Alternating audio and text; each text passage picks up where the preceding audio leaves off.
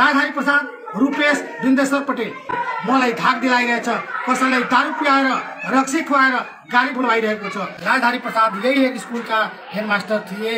नरकटिया स्कुलको प्राचार्य, त्यहाँ उलाई लात जुत्ता हानेर त्यहाँका गाउँलेहरूले चप्पलको माला पहनाएर गाउँमा घुमाएका थिए। नमस्कार पत्रकारज्यू, म श्री जनता मानविक विद्यालय परवाना पाण्डव रामपुर खाप कोप्र मोहम्मद दबिर आलम आज मिडिया मार्फत सन्देश दिन गइरहेको छु कि हिजो व्यवस्थापन समितिको गठनको लागि सूचना निकालेको थियो, तर हाम्रो शिक्षा संयोजक केही तालिममा परेकोमा उहाँ बर्दिवास जानुभयो। त्यही कारणले हामी व्यवस्थापन समितिको गठन सारेका छौं, तर समय सारेको सूचना विभिन्न मिडिया, सामाजिक सञ्जाल, स्कुलको आधिकारिक फेसबुक पेजमा पनि हालेका छौं।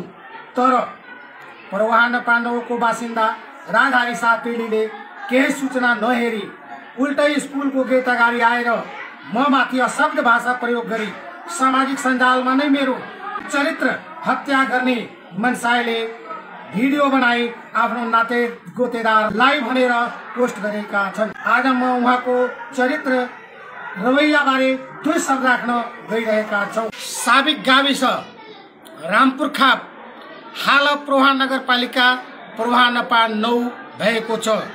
पहिला श्री प्राथमिक विद्यालय रामपुर खापको नाउँमा सञ्चालन रहेको प्राथमिक विद्यालय थियो।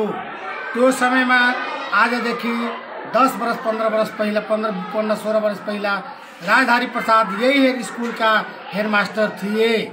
अनि त्यो पालामा उले प्रौढ छँदा यस विद्यालयमा सुधार प्रगति गरेका थिएनन्, केही पनि प्रगति गरेका थिएनन्।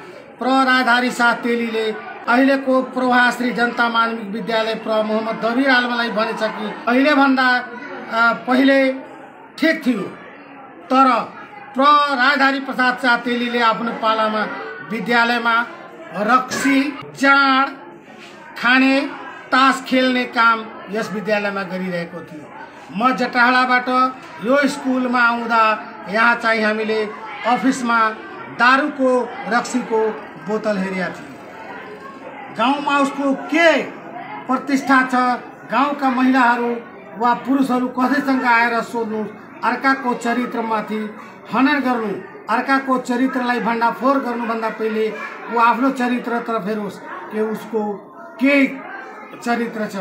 उले नरकटियामा छँदा, नरकटिया स्कुलको प्राचार्य, त्यहाँ उलाई लात जुत्ता हानेर त्यहाँका गाउँलेहरूले चप्पलको माला पहनाएर गाउँमा घुमाएका थिए।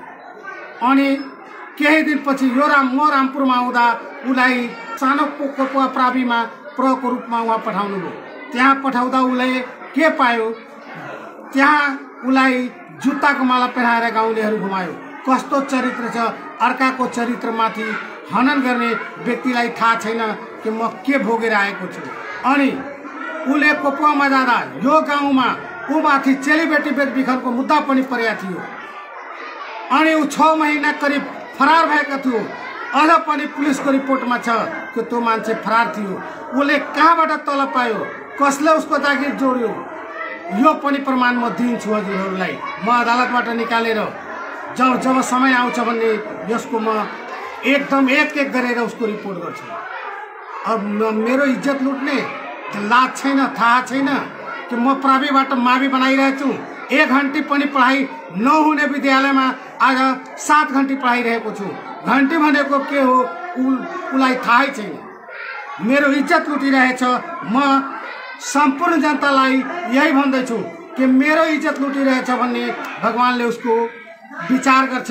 ऊ माथि आफै कोही न कोही इज्जत लुट्छ। उलाई नरकटियामा जुत्ताको माला लगाइयो, कोपुवामा लगाइयो, चेलीबेटी बेचबिखनको मुद्दा पनि लगाइयो। म माथि के लागेको छ, उलाई लाज छैन। म स्कुलमा राम्रो तङ्गसँग पढाइरहेको छु भने गाउँका साधारण जनतालाई म अध्यक्ष बनाइदिन्छु, सदस्य बनाइदिन्छु। मोहम्मद दबिर आलमले बनाइरहेको छैन।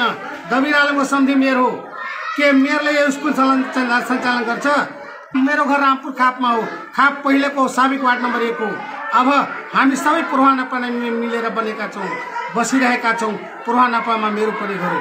मलाई धाक दिलाइरहेछ, कसैलाई दारू पियाएर रक्सी खुवाएर गाडी बुलवाइरहेको छ। राजधारी प्रसाद, रूपेश, बिन्देश्वर पटेल एउटा यहाँ यो गाउँमा डिएफओ पनि छ, रिटायर्ड डिएफओ। उसलाई जम्मा जम्मी जग्गा बढीभन्दा बढी थियो होला भने 10-12 कट्ठा थियो होला। आज गौरमा जग्गा कहाँबाट आयो? उसको जग्गा बिरगन्जमा कहाँबाट आयो? खापमा, रामपुर खापमा कहाँबाट जग्गा आयो? त्यो पनि पग्लिआएको छ। यहाँ स्कुलमा बिना अभिभावकको अध्यक्ष बन्नको लागि यहाँ 20,000 को महिना दिनु म पढाउँछु यो भनेर ऊ पनि पग्लिआएको छ।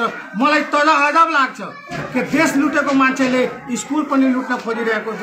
यहाँ स्कुलमा त पैसा छैन, हामी कहाँबाट दिने? मलाई भन्दै हुनुहुन्थ्यो कि 20,000 को महिना दिन्छ भने म स्कुलमा पढाइदिन्छु। कहाँबाट दिने? आफू प्राविधिक स्तरको टिचर मावि सञ्चालन गरिरहेको छु। त्यो पनि मेयरको सहाराले, नगरपालिकाको सहाराले मावि चलिरहेको छ। मेयर साहबले आफ्नो प्रतिबद्धता जनाउनु भएको छ कि म प्रवाह नपाको 9 वडा छ, 9 वडामा एउटा मावि सञ्चालन गर्छु। त्यो विद्यालयमा 913 जना विद्यार्थी छन्, त्यसमध्ये 700 करिब विद्यार्थी प्रत्येक दिन आउँछ। अनि म त्यो विद्यार्थीलाई सम्पूर्णलाई खाजाको व्यवस्था पनि गरेको छु, नेपाल सरकारले गरेको छ।